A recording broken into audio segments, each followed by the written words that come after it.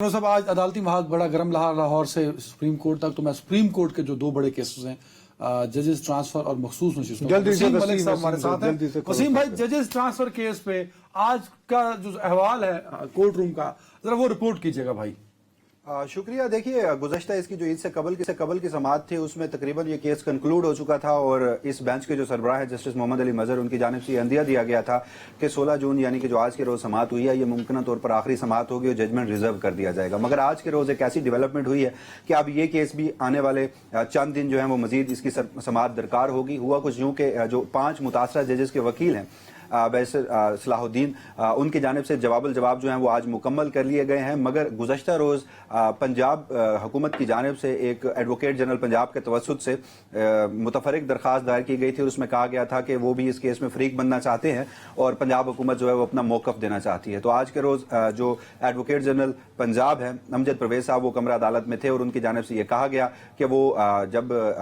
الجواب ختم ہوں گے تو اس کے بعد دلائل دیں گے, جس پر آئینی بینچ کی جانب سے انہیں یہ کہا گیا کہ آپ کو پہلے ہی 27A کا نوٹس جاری ہوا تھا, آپ کو غالباً 27A کے نوٹس کی اہمیت نہیں پتا, آپ کو اٹارنی جنرل آف پاکستان کے بعد دلائل دے لینے چاہیے تھے. بہرحال بعد میں انہیں کہا گیا کہ انہیں بھی ان دلائل کے بعد سنا جائے گا. اب جو یہاں پر دیگر وکلا ہیں جن میں عمران خان کے ایک وکیل ہیں وہ بھی کل کے روز دلائل دیں گے اور عدالت کی جانب سے یہ انہیں ہدایات دی گئی ہے کہ کل کے روز جو الجواب ہے وہ مکمل کر لیا جائے. مگر آج کے روز کمرہ عدالت میں کچھ اہم انکشافات ہوئے ہیں اسلام آباد ہائی کورٹ کو لے کر, اس کی ورکنگ کو لے کر. جب سے یہ اسلام آباد ہائی کورٹ میں ججز کا تبادلہ اور قائم مقام جیسے سرفراز ڈوگر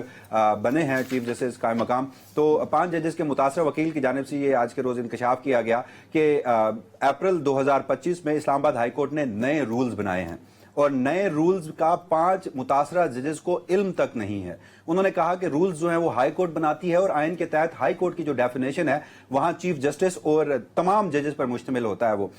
جس پر جو جسٹس محمد علی مظہر ہیں ان کی جانب سے یہ آبزرویشن دی گئی کہ جب 5 متاثرہ ججز کو معلوم نہیں تو اس کا مطلب ہے کہ پھر رول نہیں بن سکتے. جو بیسر صلاح الدین تھے ان کی جانب سے یہ کہا گیا کہ آپ کہہ رہے ہیں کہ رولز نہیں بن سکتے مگر وہ جو رولز بنے ہیں ان کا گزٹ نوٹیفیکیشن جو ہے وہ بھی جاری ہو چکا ہے. تو یہ ایک غیر معمولی بات جو ہے وہ آج کے روز جاری ہوئی کہ رولز بن گئے. مگر جب ہم نے پھر کچھ دستاویزات اور دیگر چیزیں دیکھی تو لاہور ہائی کورٹ کے جو رولز ہیں وہ قائم مقام چیف جسٹس نے 5 ججز کے علم میں لائے بغیر ان کو اڈاپٹ کر کے اسلام آباد ہائی کورٹ میں نافذ جو ہے وہ کر دیا ہے اور یہ 10 اپریل کو اس کا گزٹ نوٹیفیکیشن صدر مملکت کی منظوری کے بعد جاری کیا گیا ہے. ایک اور ڈیولپمنٹ وہ اس صورت میں بھی ہوئی ججز ٹرانسفر کیس میں کہ جب ان ٹرانسفرز کے بعد جو اسلام آباد ہائی کورٹ میں اکھاڑ پچھاڑ ہوا, ججز کی انتظامی کمیٹیاں تبدیل کی گئیں, 5 متاثرہ ججز کو ہر فورم سے نکالا گیا. تو جب بیسر صلاح الدین وہ دلائل پیش کر رہے تھے تو اٹارنی جنرل آف پاکستان جو ہیں وہ بار بار روسٹرم پہ آتے تھے اور آئینی بینچ کو کہتے تھے کہ یہاں پر جو ڈسکشن ہو رہی ہے وہ اس کیس کا متعلقہ حصہ نہیں ہے, یہ ہائی کورٹ کی انٹرنل ورکنگ ہے. جس پر آئینی بینچ کی جانب سے شکیل احمد ہیں پشاور ہائی کورٹ سے نئے جج لائے گئے ہیں, ان کی جانب سے یہ کہا گیا کہ اس کیس سے ریلیونٹ حصہ ہے, بیسر صلاح الدین کو بات کر لینے دیجیے کیونکہ یہ ٹرانسفرز کے بعد کا جو اب تک صورتحال بنی ہے اسلام آباد ہائی کورٹ میں وہ بتا رہے ہیں. تو بہرحال کیس کی جو سماعت ہے وہ اب کل تک ملتوی ہو چکی ہے اور آئندہ 2 سے 3 روز مزید چاہیے ہوں گے اس کیس کی سماعت جو ہے وہ اس کو مکمل ہونے میں. اچھا, صرف ایک پوائنٹ پہ مخصوص نشستوں پہ بھی آؤں گا. یہ جو رولز چیف جسٹس قائم مقام نے اپنے طور پہ بنا کے بھیج دیے تو یہ اس پر کوئی بینچ کی جانب سے کوئی ریمارکس نہیں آئے. دیکھیں ریمارکس نہیں آئے. جسٹس محمد علی مظہر نے اتنا کہا کہ 5 ججز کے علم میں لائے بغیر رولز نہیں بن سکتے. مگر ایک تو یہاں پر یہ ہے کہ ان کو 5 ججز کے بغیر رولز بنائے گئے, انہیں لائن رکھا گیا. وہیں قائم مقام ہے چیف جسٹس سرفراز ڈوگر صاحب اور وہ بطور قائم مقام چیف جسٹس جب تک مستقل نہیں ہوتے وہ رولز بنانے کے طریقہ کار کو اڈاپٹ ہی نہیں کر سکتے تھے. یہ 2 چیزیں جو ہیں آج کے روز سرفیس پہ آئی ہیں. اب آئینی بینچ اس پہ ججمنٹ میں کچھ لکھتا ہے تو وہ ایک الگ بات ہے مگر آج آبزرویشنز نہیں دی گئی. اچھا, ٹائم کی بھی بڑی کمی ہے. محمد علی مظہر صاحب آنریبل جسٹس نے آج مخصوص نشستوں پہ بھی کچھ ریمارکس دیے تھے اس معاملے میں, وہ کیا تھے ذرا وہی بتا دیجیے. دیکھیے مخصوص نشستوں کے معاملے پہ غیر معمولی صورتحال اس طرح سے ہے کہ جیسے گزشتہ پروگرامز میں بھی ہم بتاتے رہے کہ جس ججمنٹ کا ریویو ہو رہا ہے اس ججمنٹ کو آج تک کمرہ عدالت میں پڑھا نہیں گیا. ہوتا جب یہ ہے کہ جب بھی فیصل صدیقی صاحب سنی اتحاد کونسل کے وکیل ہیں وہ ججمنٹ کو پڑھنے کی کوشش کرتے ہیں تو پھر ججز کے سوالات آ جاتے ہیں یا پھر آئینی بینچ کی کوشش ہوتی ہے کہ وہ ججمنٹ پڑھا نہ جائے. اب اس میں یہ ہے کہ یہ کیس بھی طوالت اس طرح سے پکڑتا جا رہا ہے کہ آئینی بینچ میں بہت سارے ججز جو ہیں وہ نئے ہیں اور انہیں کیس کے زیادہ تر حقائق کا نہیں پتا. تو آج بھی فیصل صدیقی کے دلائل مکمل نہیں ہوئے. عدالت کی جانب سے آج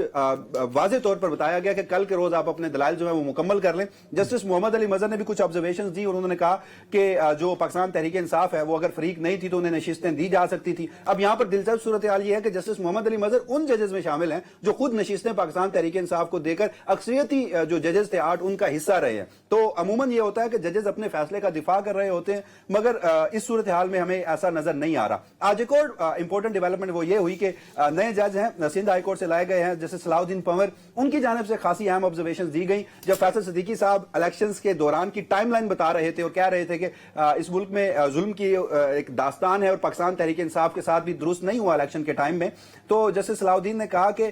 پہلے راؤنڈ میں جو ناانصافی ہوئی تھی اس کا سپریم کورٹ نے ازالہ کیا تھا 12 جولائی کے ججمنٹ پہ. اب پہلا راؤنڈ کون سا ہے سپریم کورٹ میں؟ تو پہلا راؤنڈ اگین